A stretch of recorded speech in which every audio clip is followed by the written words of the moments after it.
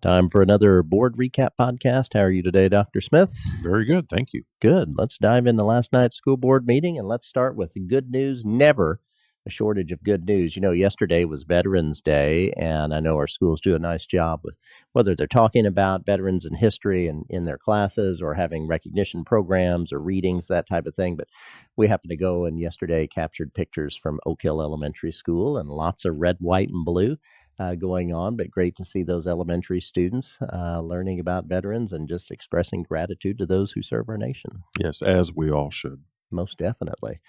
Also in good news, tis the season for the Disney reveals. You've heard us talk about this before, and you've followed the news and followed EVSC and local law enforcement for a number of years now. Just really a partnership like no other. I don't know of any other community in the nation that does this, where you see multiple law enforcement agencies partnering with schools. Fundraising goes on all year throughout our community. People make donations, and eligible students in certain schools that have really worked hard and earned this are selected to go to an all expenses paid trip to Disney. And when they do that, they go with not only reps from the school, but law enforcement officers go along. They build relationship that lasts forever.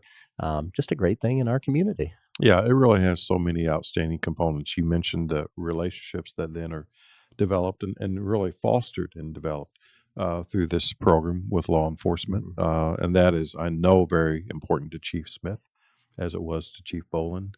And then also, students see there's a tangible benefit oftentimes to doing the right thing, which is so important. And then also, for a lot of our students, I remember when I first heard this, and I think I hear it every year since that, especially when they travel like over the bridge going to Henderson, they haven't been outside of Evansville before. They don't realize what else is out there. So I think just that empowerment in terms of hope and doing the right thing, and people recognize you for doing the right thing and rewarding you for that.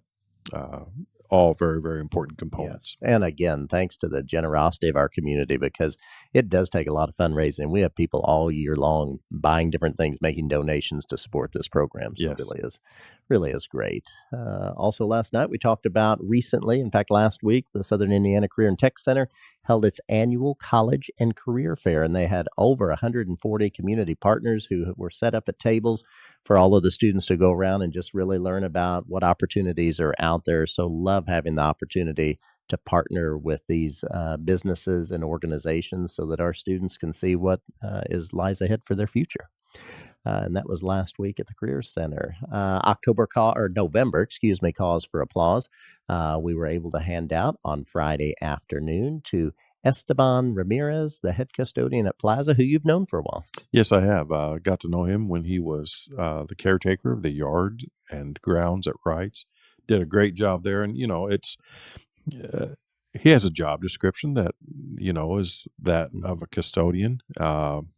But he puts so much of himself into the student body, into the staff and the team at Plaza. And it's always so cool because the folks at Plaza really didn't know that he was going to receive that big award. Surprise ceremony, lots of excitement. And then when his name was announced for cause for applause, when that whole gymnasium erupted in support and admiration and appreciation of what enthusiastic response. Yeah, that's just warms your heart. It's just great to see when our custodial staff, when our food service workers, employees who, like you said, they have a job to do, but yet they're forming relationships with kids too. Some people might think they are. Yes, they are, just because they want to help out students and get to know them too as they're coming through the cafeteria. And it's great to see because they are a vital part of the EVSC team. Every team member is vital to our success. Better believe it. And then last but not least, I'll set this up and then I'll let you offer some thoughts because I know you'll want to, Dr. Smith. So we had 2 marching bands, great season for all of our high school marching bands. Yes. 2 in particular qualified to make it to Indianapolis for the state marching band finals at Lucas Oil Stadium, which is a great experience for these students.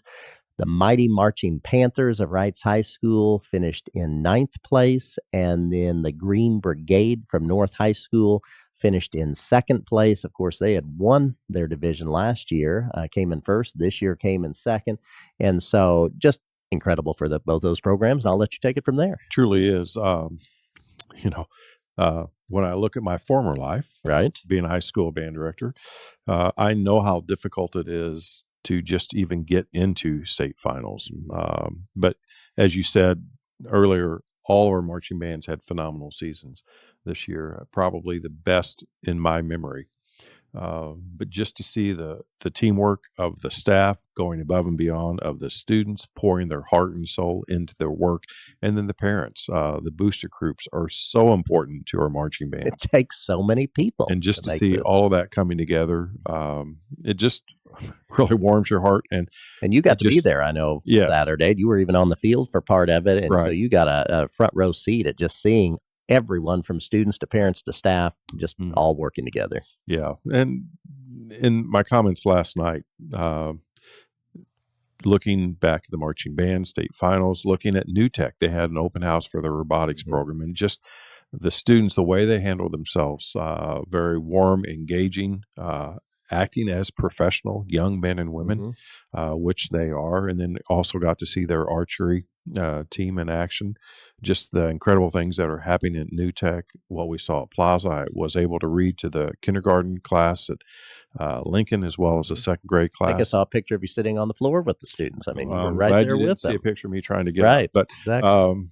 and the book that I read for second graders, it's difficult to remember back when, but I think that was probably about a book that we would have read, my generation would have read in fourth grade. Mhm. So we are expecting a great deal more of our students. But I tell you, everything I saw from New Tech to Lincoln to Plaza to North and Wrights, just in the span of 3 days, is what is right with public education. Mhm. Just incredible things going on. So, and I'm grateful to all of our teachers and staff, team members, parents, students for making great things happen. You say it all the time. We're very fortunate to be in this business Yes, because we where are. else would you want to be? So, You got it. all right. Well, that wraps up lots of good news once again. So, if you want to take it into consent items. Certainly will. So, under consent item 3.02, allowance of payments, for this span of time, it was down from what we typically have in a 2 week period of time, but this also had fall break in it. But this was $9,757,162.73. Item 3.03, frequent listeners and observers of our school board meetings will know that we took the consideration to approve the reduction of appropriations. We took this earlier than we typically do. We typically take this in December, but working with the Department of Local Government Finance, they said if we would take this earlier, then we would not have to go back and have our budget authority adjusted. So, really, what this means is appropriations really is the authority to spend the funds, assuming that you have those funds.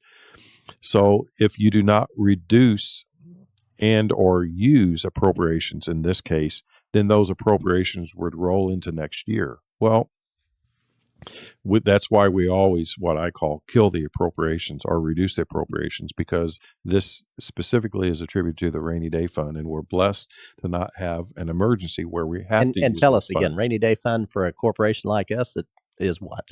It's about $10 to $11 million. But what that is set us really like your It's home budget, really right? set I mean, aside just for an for those what emergency, if right? situations. Those things happen in your Right. personal life; they happen in our professional Right. life also. So, and rainy day funds, that's not something that we go out and we raise funds for. Those are funds that we have saved over Sure. time. So that's why, Just like you would in your household right. budget if you can. But unlike a household budget, if you have an emergency arises and you have the money in the bank to pay for that emergency, as we do in the rainy day fund, we still would not have the authority, the permission to use those funds unless we would have the resulting appropriation. So that's why in the budget process, we always ask for approval to spend those funds if that emergency arises. We're blessed that those emergencies haven't hit us. So then we are now asking the Department of Local Government Finance to reduce those appropriations and just give us the appropriation amount that we asked for in the 2025 budget. And obviously, this is best practice for a budget and something that is It not is. new. We've been doing this, correct? Yes. The only thing that's different is we're doing it a month earlier. Okay. So when the 1782 notice comes out in January, then we won't have to go back to DLGF and say, hey, here's the proof that we actually reduced our appropriation. So would you adjust our budget? So doesn't do anything with more dollars or less dollars. It is just simply the authority to spend the funds should we need to. Okay. Item 3.04, consideration to ratify the fixed pricing for natural gas with Constellation New Energy Gas Division, LLC.